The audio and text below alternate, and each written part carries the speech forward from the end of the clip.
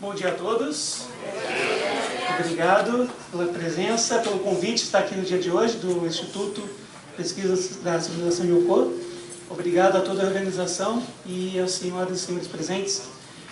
É um prazer estar aqui com vocês para falar sobre o projeto que eu e a minha esposa, a nossa família, tem na cidade de Teresópolis, no Rio de Janeiro, que é a Terra Mahalo. É um sítio que produz comercialmente produtos Yokô. Todas as fotos são do sítio, são de produtos do sítio. E é muito interessante falar sobre isso porque estava com dois desafios, né? Primeiro, como ser uma prova viva da questão multidisciplinar do cultivo Yokô. Sou advogado de profissão, trabalho na área societária, com mestrado em Direito Internacional. E fiquei, nossa, mas como eu vou falar sobre as questões teóricas e tudo da agricultura? Mas não preciso mais fazer isso, porque já tivemos palestras muito elucidativas sobre tudo isso. O segundo desafio é um advogado falar 20 minutos. Esse a gente vai para o DNA, mas a gente vai tentar. Bom, desde que a gente teve o primeiro contato com a agricultura Yokô em 2006, minha esposa estava grávida de nossa primeira filha, a gente tomou a decisão de um dia praticar agricultura Yokô. E após essa data, a gente já tomou consciência sobre a importância da alimentação saudável, começamos a produzir orgânico e cada vez mais nos conscientizávamos para ter uma certeza sobre a segurança daquele alimento. Você tem que produzir, ou tem que ter alguém da sua confiança que produza, tem que ter meios, processos que sejam confiáveis, de que aquele produto que chega à sua mesa, ele tem realmente um cuidado na sua elaboração e tudo mais. Nós da área do direito, temos alguns colegas da área do direito aqui, sabemos que muitas vezes as leis são muito boas, mas a prática nem tanto, né? E no ano de 2013 tivemos a permissão de adquirir uma propriedade, que era o que a gente queria, no topo da montanha, cercada de mata, não é? E como nascente própria de água, ou seja, um local propício a ter baixa contaminação. Claro, o ar está contaminado, tem essas questões que são todas, todo mundo convive com isso. Mas realmente não tem nenhum cultivo vizinho que possa gerar algum contaminante. No ano de 2015 começamos a produção em termos comerciais. Teresópolis, na verdade a propriedade está mais ou menos 150 quilômetros do Rio de Janeiro. Teresópolis é grande produtora, faz parte do Cinturão Verde do Rio e está mais ou menos a 900 a 1000 metros de altitude, o que dá um clima bem mais fresco que o Rio de Janeiro, para quem conhece o Rio. São 18 hectares a propriedade no total, sendo que 13 são esse cinturão de mata. A área que a gente ocupa para atividades humanas são 5 hectares, mais ou menos 3 hectares para cultivo. 2 hectares são instalações e outras coisas. Temos 2 empregados, com todos os direitos sociais respeitados, e colhemos 2 a 3 vezes na semana. Como a minha esposa briga, nós somos estagiários de agricultores ainda, né? E a gente tem muita dificuldade em mensurar, em termos de massa, em termos de quilo, a produção, porque a gente não pesa tudo que é colhido. São mais ou menos 50 caixas semanais, aquelas caixas grandes de plástico que se utiliza. Se colocar 5 quilos em cada caixa, dá uma média de 250 quilos por semana, 1 tonelada por mês, né? Mas varia, né? Bom, aqui algumas fotos, só para vocês terem uma dimensão. Essa área de infraestrutura a gente utiliza tanto para processos de produção, colheita, pós-colheita, quanto para treinamentos também. E aqui outra área também dá para ver um pouco da mata, bastante preservada, que circunda. Hoje a minha missão é falar com vocês sobre comercialização. E tudo começa com a história de uma berinjela. Na verdade, uma plantação de berinjela. Porque é impressionante, a gente tomou a decisão de praticar cultivo Yokô, seguimos os pilares, né, que transmissão de energia, pensamento positivo, sentimento positivo, adubo orgânico. E a gente plantou e nasceu, é impressionante, mesmo um advogado consegue. Né? Passem em casa, por favor. Né? E a gente plantou, estava naquela fase de instalação, não tinha nada no sítio, começamos e plantamos 200 mudas de berinjela. Espetáculo, espetáculo. Berinjelas de 25, 30 centímetros, quase sem marca, uma coisa maravilhosa. E aí a gente comia, na época não vendia ainda, dava para os amigos, levava para as pessoas. Aí foi todo mundo ficando, ah, que bom a berinjela, essa, nossa, berinjela de novo. Aí na terceira, ah, berinjela de novo. Aí os amigos já estavam saturados, já não queriam mais berinjela. Não, vamos vender essa berinjela. Aí um vizinho se ofereceu para levar a nossa berinjela para o distribuidor convencional, onde ele entregava o chuchu convencional dele, né? Fornecemos lá a berinjela para ele, mais ou menos 52 caixas de berinjela em 3 semanas. A produção estava muito alta daquela berinjela. Acho que como a gente ficou com dificuldade, a gente nunca mais conseguiu produzir berinjela daquele jeito de novo. Acho que a terra está ressentindo, não, vai esperar um pouquinho para ter berinjela de novo. Mas vamos lá. Aí 52 caixas em 3 semanas, e aí o que chamou a atenção? Depois de mais ou menos 1 mês e meio, o vizinho foi acertar toda aquela venda com a gente. E aí falou, olha, a primeira semana ficou R$ 2,50 a caixa, a segunda semana foi R$ 3,00, a terceira semana foi R$ 4,50. Resultado, o preço médio por caixa de berinjela foi R$ 3,50. Cada caixa com mais ou menos 20 quilos. Dá mais ou menos 20 centavos o quilo da berinjela. E ele falou que a nossa berinjela não pegou um bom preço porque o talinho lá não estava tão verde, porque tinha um produto que tinha que botar para ficar verde. E o corpo da berinjela não estava brilhoso, porque parece que tem uma cerinha líquida que passa para ficar brilhosa. Aí foi assim, uma experiência extremamente enriquecedora para a gente, né? Eu lembro que quando ele chegou aqui, ele deu lá o dinheirinho, lá deu 52 caras, deu lá por cento e pouquinhos reais, né? Aí eu olhei aquilo e falei, nossa, vou lá agradecer para ele. Aí fui lá no sítio dele para agradecer, mas quem me viu chegando, ele pensou, nossa, ele vai brigar comigo, né? Eu não, vim te agradecer. Ele ficou me olhando assim, aquele olhar meio matuto, mas você vai me agradecer, por quê? Não, por você ter levado a berinjela lá no mercado.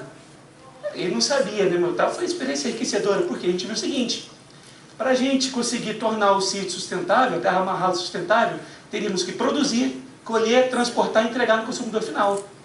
Então, foi uma experiência maravilhosa. Começamos a estudar as formas de fazer isso.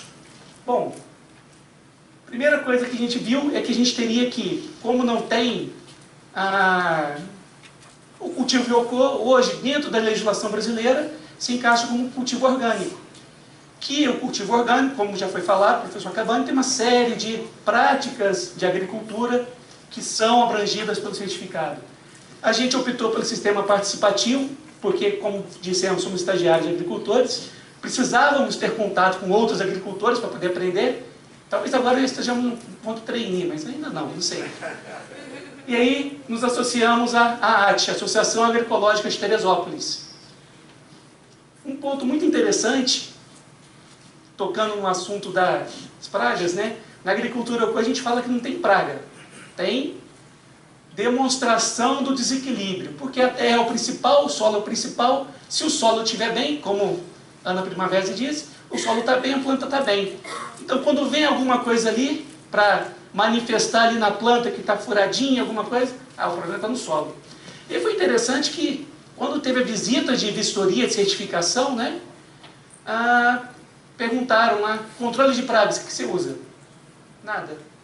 Aí, fertilizante? Nada. Nem químico, nem orgânico, a gente não usa, né? Aí uma das pessoas que estava visitando falou, mas também não tem praga aqui? E realmente, mesmo lá na couve, que costuma ter muito purgão, a gente conseguiu encontrar um solo adequado para a couve, plantou e a couve está lá bonita, né? E até hoje plantamos couve naquele local, nem fazemos rodízio, nesse caso específico. Então a gente viu que a nossa prática se encaixou na agricultura orgânica, beleza, estamos lá certificados, somos considerados um pouco xiitas dentro do orgânico, né? Que o pessoal fala, aqui o pessoal não usa fertilizante, não usa nenhum tipo de calda, qualquer coisa para controle, está nascendo aí, tá bom, planta, nasce, tá bom. Enfim, aí, resultado, né? Logo depois da vistoria, estava aquela produção já enorme, crescendo, a minha esposa tomou uma decisão, fez a primeira venda. Chegou lá um dia, tinha muito brócolis, cenoura e tal, não tinha nem onde vender direito, aí botou dentro do carro, ele foi para a porta da escola das crianças, abriu lá, mas eu produzo orgânico, aqui tem certificação, né? Já tinha vistoriado, não tinha certificado, mas estava vistoriado. E começou aí até hoje, as mães perguntam, ainda tem, quero e tal, não sei o quê. Bom, só que a gente começou a testar outras maneiras de fazer aquele produto chegar no consumidor, que esse era o propósito. Porque se num primeiro momento o sítio começou como sendo autossubsistência, a gente tem segurança do nosso alimento, a gente viu o quê? A natureza é muito altruísta, muito generosa. A produção era muito grande para a gente consumir sozinho. Hoje a gente alimenta cerca, consigo estimar, de 30 a 40 famílias, né, por semana. É bastante coisa. Aí, a primeira coisa que a gente tentou fazer foi entregar porta a porta no Rio. Só que você tem dificuldades, logística, você gasta muito, queima muito combustível. E o Rio, a gente está a 900 metros de altitude, o Rio está a 0. Então estão 10 graus de diferença. Se você sai da Terra Mahalo com 30 graus, você chega no Rio está 40. Sai da Terra Mahalo com 20 graus, chega no Rio, está 30. E se você vai de casa em casa, qual é o problema que gera? A primeira casa o produto está ótimo, a segunda está ótimo, lá pela 10ª casa está mais ou menos. Chegou na 20ª, a alface murchou, não sei o quê. Aí qual é o problema? Aquele consumidor que ficou por último, coitado. Eu gastei muito dinheiro com gasolina, o consumidor que ficou por último recebeu já ali tudo desidratado, murchinho e tal. Aí a gente conseguiu, com o apoio da Sr. Comaricari, né, o dirigente local, falou, não, vamos fazer o seguinte, eu cedo um espaço para você aqui, as pessoas fazem um pedido para você, você traz, deixa tudo aqui. E as pessoas vêm até aqui e pedem. Então, como funciona? A gente disponibiliza os produtos através de uma lista no Google Forms, da internet. As pessoas diversas fazem os pedidos. Com base nos pedidos, a gente faz a colheita, separação das sacolas e fazer um transporte até esse local cedido pelo dirigente local. E aí as pessoas vão até lá e pegam. E depois fazem o pagamento de depósito bancário, não tem transação nenhuma comercial no local em si. É apenas um entreposto. Agora isso facilita muito. Por quê? Porque eu só levo o produto num local, ele fica lá no fresco, não fica andando no trânsito, sofrendo as intempéries. E as pessoas diminuem o gasto logístico, o custo logístico, que é um gargalo grande para a produção pequena, produção orgânica. E as pessoas também têm acesso a um produto melhor. Esse mesmo modelo acabou sendo reproduzido, né, a gente acabou se envolvendo nesse mesmo modelo numa venda coletiva. Tem um grupo de consumidores que se organizou chamado Comida da Gente, no Rio de Janeiro. Eles fizeram uma parceria com a Associação de Orgânico de Teresópolis. Então é um coletivo de produtores, um coletivo de consumidores. E do total de vendas, 30% é utilizado para custear a administração do sistema e a logística. Então é bem parecido. Os produtores disponibilizam os produtos, as pessoas fazem os pedidos, mas aqui para o sistema funcionar, eles pagam primeiro, a gente, no caso de venda direta, a gente trabalha com base da confiança, não tem problema nenhum. Aí os produtores colhem, separam e entregam na associação. A associação faz um transporte único até a casa de voluntários que se disponibilizam a receber esses produtos por bairro, e aí as pessoas de cada bairro vão até aquela casa daquele voluntário e retiram o produto. Então é mais uma parceria que está o quê? Diminuindo o custo logístico, fazendo com que o alimento chegue com melhor qualidade às pessoas e gerando efetivamente uma sustentabilidade. Tem dado muito certo. Bom, como o foco aqui é comercialização, outros canais de venda também. A gente está há 6 meses com uma banca em uma feira orgânica em Ipanema. Tem sido uma experiência interessante, a feira está se desenvolvendo, acho que vai ficar economicamente sustentável em breve. Fornece o quê? A possibilidade de atingir um público maior. E tem uma vantagem também, que é baixo uso de embalagens. Esses 3 mecanismos de venda, você não precisa embalar o produto, não precisa rotular, você tem que identificar apenas, né? A gente trabalha também com punks, então às vezes as pessoas que recebem não sabem diferenciar o que é o peixinho, ou o que é outras punks, então a gente às vezes tem que identificar esses produtos. Mas trabalha com pouca embalagem. Isso aqui são produtos nossos, estão lá toda quinta-feira. E também trabalhamos com pequenos comércios em Teresópolis, um apenas no Rio. Nesse caso, pequeno comércio, a gente trabalha com sistema de consignação. Por que a gente trabalha com consignação? Minha esposa, ela é bastante correta, né? Assim, eu sou também, mas eu sou um pouco mais flexível, algumas coisas assumo algum risco, né? Ela não, ela falou, se eu tiver compromisso de entregar, eu tenho que entregar. Ela falou, não, a gente pode dizer que não conseguiu colher, porque é um pouco incerto, às vezes não colhe, né? Não, vamos colocar consignação, que aí não tem problema se por acaso não tiver entrega, né? Não deu alface aquele dia. E é interessante também, por quê? Porque com consignação a gente consegue fazer a logística reversa. Aquilo que não foi vendido, a gente recolhe e volta para a alimentação dos animais e para a compostagem. Aliás, é interessante, porque para o sítio a gente tem carnes, tem suíno, tem aves, né? Só que não dá para certificar, porque a estrutura, a exigência legal para você ter uma carne certificada inviabiliza pequenos projetos. Então isso acaba ficando restrito à família e aos colegas que vão até lá para degustar com a gente, né? A carne confiável, infelizmente. A parte vegetal a gente consegue entregar. Bom, e aqui a gente tem que identificar todos os produtos, a gente utiliza etiqueta sempre que possível, etiqueta de papel. Por quê? Porque vende também convencional, então o orgânico vai ter que estar identificado, né? Também estamos fazendo algumas experiências com o mercado, só que o mercado tem uma dificuldade. O mercado está acostumado com uma produção intensa, entrega intensa, então o ritmo é muito intenso. E a gente conseguiu entregar feijão, entregamos coisa assim que tem mais durabilidade, né? Isso é até a foto do feijão que a gente entregou, tem que botar no plástico, etiquetar, não tem como. Mas a pressão em cima do produtor é muito grande. Então a gente está tentando ver como a gente consegue otimizar para conseguir ter produtos que levem a essa entrega. Uma coisa interessante é que o Sebrae está apoiando muitos produtores de orgânico no Rio de Janeiro e tem um grupo de empresários que está querendo investir num supermercado conceito novo, que é o conceito lixo zero. Então o mercado está propondo vender as coisas a granel, vender só produtos orgânicos ou agroecológicos, e a gente está em conversa com eles, que eles vão visitar daqui a alguns dias a Terra Mahalo para ser um potencial fornecedor. Mas isso ainda está embrionário, né? E enfim, tem que analisar até onde o nosso braço consegue chegar. Bom, mais percepções, né? Para quem vai produzir ioocô, o investimento é orgânico, tem que seguir um modelo de orgânico. Quando a venda é direta entre pessoas de confiança, você pode ficar no convencional.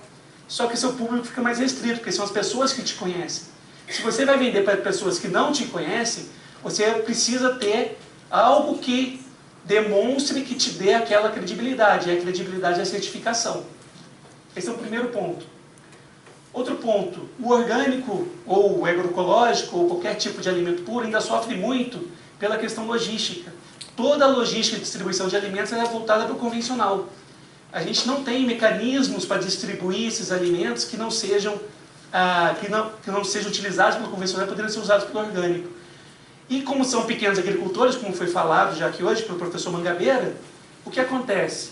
A gente tem que criar os nossos mecanismos. E aí a parceria com o cliente, o consumidor, é fundamental para ele poder ser envolvido nesse processo e participar ativamente. Porque essa experiência de um local único para você colocar os produtos e as pessoas irem lá retirar é fantástica.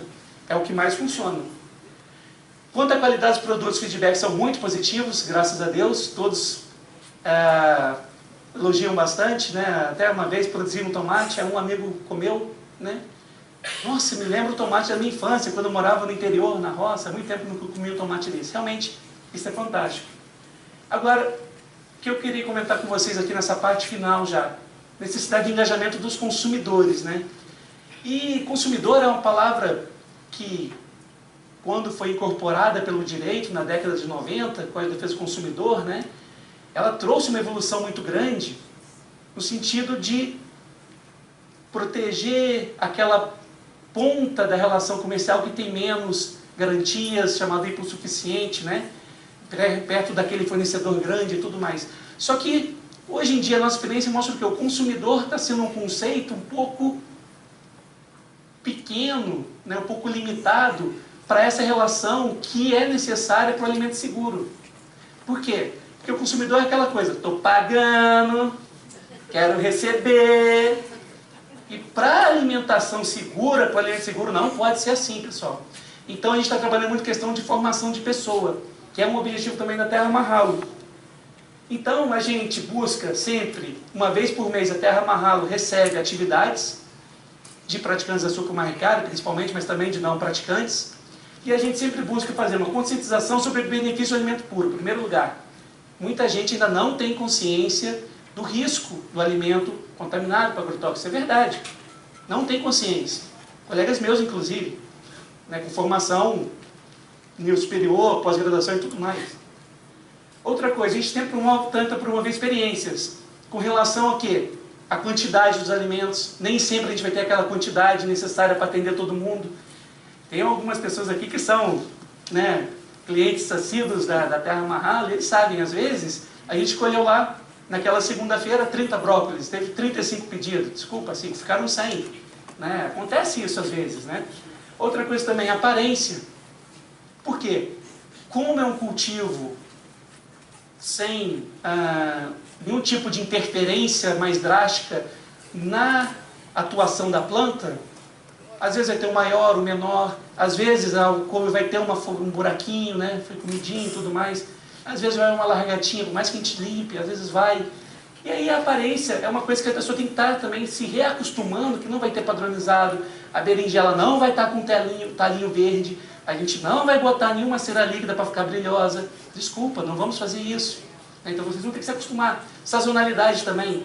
É bem interessante, tem coisas que só produz no inverno, outras só produz no verão. Aí às vezes a pessoa está acostumada com o transporte, traz de outra região, e você consegue no mercado, mas para produção em pequena escala, produção de alimento puro, você não vai conseguir fazer isso. Se a gente também toca na multiplicidade de seres envolvidos, todos visitam o chiqueiro, visitam lá o nosso grande benfeitor, que é o porco, né, que faz o composto, as galinhas, nem sempre falar dos micro-organismos, e ter o solo como principal. E no final, o que a gente busca é que todos tenham um maior contato com a natureza. E aqui é uma experiência interessantíssima. Aqui é um grupo que foi em julho fazer plantio em vaso, mudas em vaso. Outro grupo, né, as pessoas que lembram, colher feijão. E é interessante, aqui é o galpão, onde funciona como área de produção, e também essas pessoas vão para a terra amarrá-lo, vão dormir em colchonete, saco de dormir, né, e não tem nenhum tipo de regalia. E saem todos maravilhados, saem todos encantados. Não é a terra amarrá-la, é a natureza.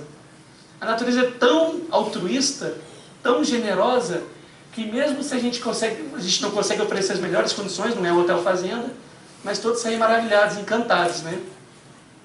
Também com um grupo de jovens, em fevereiro foram 150 jovens, agora foi um grupo menor, 35, mas foi muito emblemático porque essas fotos ficaram muito bonitas da aproximação, né, do jovem com a terra. Você vê as crianças menores agachadinhas perto da terra, os outros inclinados também. Então, quer dizer, a humildade do jovem perante a terra, né?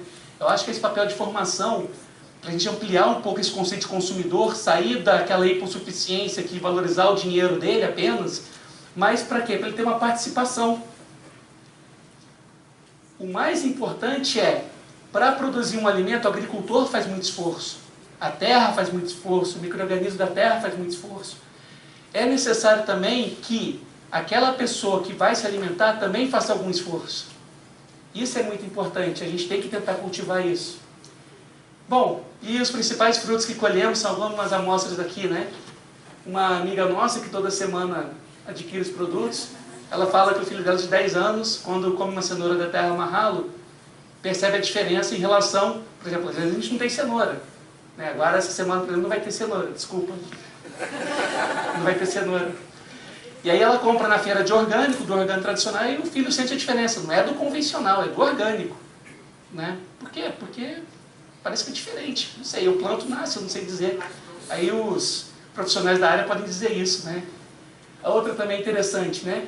A Simone Bicalho, uma amiga nossa também, professora de agronomia. Minha ida à terra amarrá-la mudou algo em mim. Agora as plantinhas que eu planto sobrevivem. Quer dizer, que coisa fantástica, né? Bom, pessoal, era isso que eu tinha que falar para vocês hoje. Acho que eu fiquei perto dos 20 minutos. Para o advogado isso é um mérito enorme. E por favor, fiquem à vontade quando estiver em Teresópolis e quiser visitar a Terra Amarrá-lo. Muito obrigado a todos.